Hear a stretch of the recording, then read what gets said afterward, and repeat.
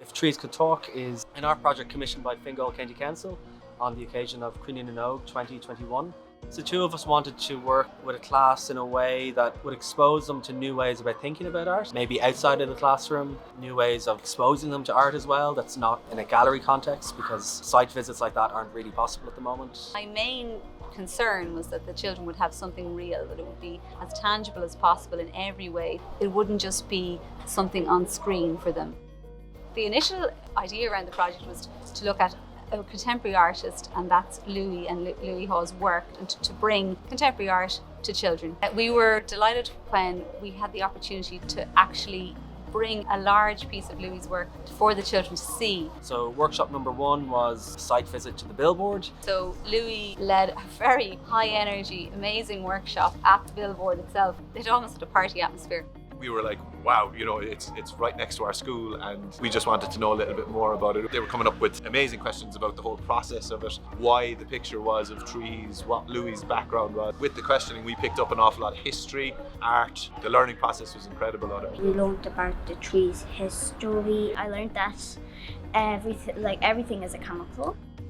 Louis and Anne came up with these brilliant packs that were very, very organised, and after the first workshops and inside in the workshop, one pack was like a big giant jigsaw puzzle, and to be able to carry out the process themselves and make their own billboards, they were just, it was really like letting them loose and letting them have fun with it. It was brilliant, really good, yeah.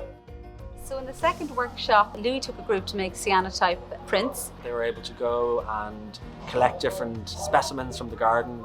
So it's a really kind of hands-on version of photography where they could really see physical and scientific things actually happening in front of their eyes. And they also were led in a drawing workshop with Anne. So Anne did some different drawing exercises, speed drawing, blind drawing. So drawing for the reason of observing. And so we were focused on looking and seeing rather than on what it would look like in the end. So nothing about the product. It's about learning about the plant through looking. So we finished the series of workshops with workshop number 3, which was split into 2. So the first part was a make your own herbarium workshop. So each of the children collected one different specimen from the garden and they put it into a flower press that Anne prepared in advance. Every entry was catalogued and numbered and dated and stamped, and these now live in their own school herbarium in the classroom. The final aspect of workshop 3 was a written component. So it was a story that the children got to read that was included in the discovery pack, and then there was a written response to the story but also to the project as a whole. I suppose making the herbarium really brings them into the real work of a botanist and scientist. We were basically compressing plants so all the freshness and air comes out and it will last longer. And my favourite part was probably drawing the plants and looking at them all and picking them from the ground and potting them. I mean, it's just been phenomenal. Every single student has been deeply engaged, completely animated, fascinated. Basically, it couldn't have gone better. It's very hard to kind of be fresh all the time with teaching. You lean on the same kind of art lessons an awful lot, and this kind of takes you out of your comfort zone as a teacher, so it's great for us and to get their expertise on things as well. It's great for us to learn and appreciate what they do.